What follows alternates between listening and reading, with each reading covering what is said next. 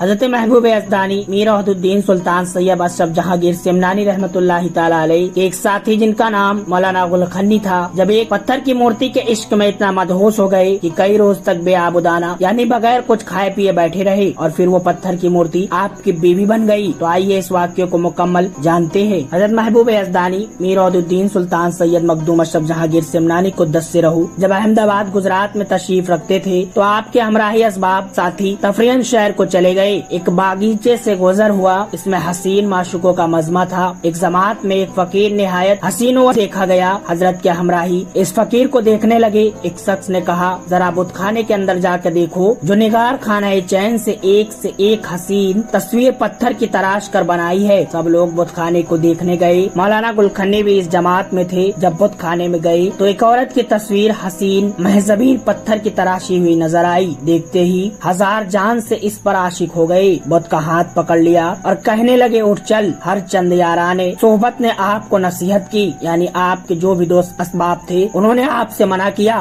مگر ان باتوں کا آپ پر کچھ اثر نہ ہوا اور اپنی ہی بات کہتے رہے، اٹھ چل۔ حضرت عشق نے جب اپنا اثر دکھایا، صبر و قرار، ہوش و حواس، شرم و حیا سب کو کنارہ کش کر دیا۔ چند روز بے آبودانہ اس بت نازنین کا ہاتھ پکڑے ہوئے کھڑے رہے۔ کسی بھی چیز کا ہوش و حواس نہ تھا، نہ کھانے کا نہ پینے کا۔ جب اس حالت پر کئی روز گزر گئے، حضرت محبوب یزدانی کی خدمت میں ان کی حالات عرض کی گئی۔ فرمایا، میں خود جاؤں گا اور مولانا گلخنی کو دیکھوں گا۔ جب تشریف لے گئے، بہت سے لوگ آپ کے ہمراہ تشریف لے گئے۔ جب آپ کی نظر مبارک مولانا گلخنی پر پڑی تو عجیب حالت بے خودی میں دیکھا کہ کسی آدمی پر ایسی مصیبت شدمہ عشق سے نہ ہو۔ مولانا کی یہ حالت دیکھ کر حضرت محبوب یزدانی رو پڑے۔ فرمایا کہ کیا خوب ہوتا کہ اس صورت سنگین میں روح سما جاتی اور زندہ ہو جاتی۔ زبان مبارک سے یہ فرمانا تھا کہ اس صورت میں جان آ گئی اور اٹھ کر کھڑی ہو گئی۔ جتنے لوگ اس مجمع میں حاضر تھے سب نے شور سبحان اللہ بلند کیا اور کہا کہ مردوں کو حضرت عیسیٰ علیہ السلام زندہ کر دیتے تھے۔ حضرت کی یہ کرامات اعزاز عیسوی کی مظہر ہے۔ حضرت محبوب یزدانی نے اس بت نازنین سے مولانا گلخنی کا نکاح کر دیا اور ولایت گجرات ان کے سپرد کر کے وہیں ٹھہرا دیا۔ حضرت مولانا نظام الدین یمنی جامع ملفوظ لطائف اشرفی فرماتے ہیں کہ اس بت سنگین سے جو اولادیں پیدا ہوئی، ان کی ہاتھ کی چھنگنیوں میں ایک گرہ پتھر کی پیدائشی ہوتی تھی۔ یہ علامت نسل مادری کے بچوں میں تھی۔ ماشاءاللہ، اللہ نے حضرت محبوب یزدانی میر وحدالدین مخدوم اشرف جہانگیر سمنانی رحمۃ اللہ تعالی علیہ کو وہ اختیار بخشا تھا کہ آپ ہر شے پر قادر و ناظر تھے۔ آپ سے اس طرح کی بہت سی کراماتیں ظہور میں آئی ہیں۔